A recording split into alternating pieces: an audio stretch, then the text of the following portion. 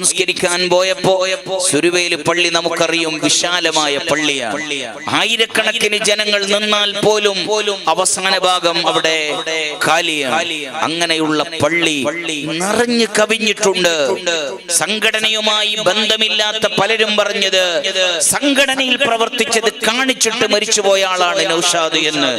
സംഘടനയിൽ പ്രവർത്തിച്ച് സംഘടന കാണിച്ചിട്ട് വിട്ടുപോയ ആള് എന്ന് പറയേണ്ടവർ നമ്മുടെ പരിസരങ്ങളിൽ നിന്ന് പറയുന്നത് കേട്ടപ്പോഴാണ് ഈ സംഘടനയെ നെഞ്ഞിലേറ്റിയാൽ നമുക്ക് കിട്ടുന്ന സ്വീകാര്യത സാധുക്കളായ നമുക്ക് മനസ്സിലാക്കാൻ കഴിഞ്ഞത്.